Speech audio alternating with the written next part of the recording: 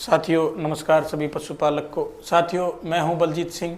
साथियों आज बात करेंगे, जब आपका पशु ब्याता है और ब्याने के बाद वो अपनी जैर को खुद खा लेता है, गाय हो या भैंस हो, तो आम पशुपालक डर जाता है। वो ये सोचता है कि भाई मेरे पशु ने तो जहर खा लिया और जहर की थैली खा ली।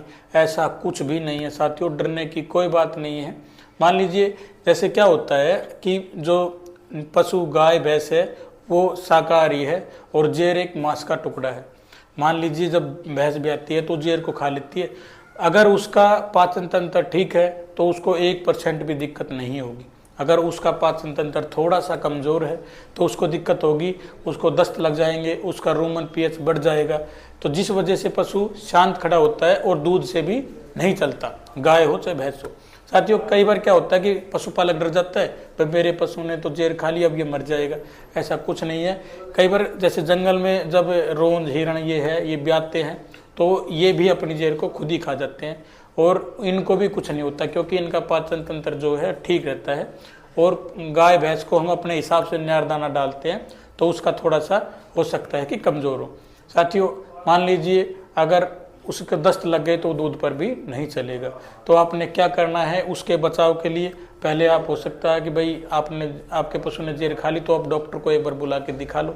अगर आप डॉक्टर को नहीं बुलाते तो क्या होता है कि मान लीजिए उसका पीएच बढ़ा हुआ है और उसके रुमन में थोड़ा सा इन्फेक्शन हो गया है या दस्त लगे हुए हैं, तो आपने क्या करना है, उसको जो पाचन तंत्र शक्ति बढ़ाती है वो दवाइयाँ उसको देनी है, पाउडर देने हैं, गोली देनी है। जिससे क्या होता है कि वो पशु बिल्कुल ठीक हो जाता है 2-3 दिन में और नॉर्मल आ जाता है, गोबर अगर नॉर्मल करने लगता है और उसको कोई दिक्कत नहीं होती। क्योंकि ये पशु जेर डालने के बाद उसको खा लेते तो वो जेर पचती नहीं है। बस यही दिक्कत है कि आपका पशु मरेगा नहीं। आपको किसी भी समस्या से डरने का ज़रूरत नहीं है। अगर फिर भी आपके पशु ने खा ली और आपको नहीं पता तो हम बता देंगे इस वीडियो में आपको कि आपको करना क्या है। आपने सबसे पहले खाने के बाद आप उसको जामुन का जो सिरका होता है वो 3 लीटर सिरका लेके आ सकते हो और डेली 3-4 दिन तक आपने 500 ml जामुन का उसको सिरका पिलाना है, ताकि उसका जो रूमन का पीएच बढ़ा हुआ है वो ठीक हो जाए। और आपने उसको मीठा सोडा, जिसे हम खाने वाला सोडा बोलते हैं, ये 100 से 50 ग्राम उसकी डाइट में शामिल करना है, ताकि उसका रूमन ठीक हो जाए, उसका पेट ठीक हो जाए। और उसको आपने सिर्फ पेट की दवाइयाँ, पाचन तंत्र की दवाइयाँ बढ़ाने के वो देने हैं, ताकि वो बढ़े और आपका पशु ठीक हो। डरने की किसी भी प्रकार की दिक्कत आपको ज़रूरत नहीं है, क्योंकि अमूमन पशु खा लेता है जब फार्मर वहाँ नहीं होता तो ये दिक्कत होती है।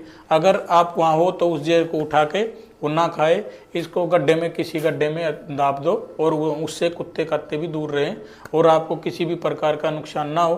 साथियों आप ये सोचेंगे कि आपका पशु दूध से नहीं चलेगा, तो ऐसा बिल्कुल भी नहीं है। आपका पशु जैसे ही दस्त ठीक होंगे, जैसा ही उसका पेट ठीक होगा, अगर मान लीजिए कई बार बुखार हो जाता है तो एक बार डॉक्टर को बुला के आप दिखा लो और जैसे ही पशु ठीक होगा तो वो दूध से भी चलेगा, कोई दिक्कत नहीं है।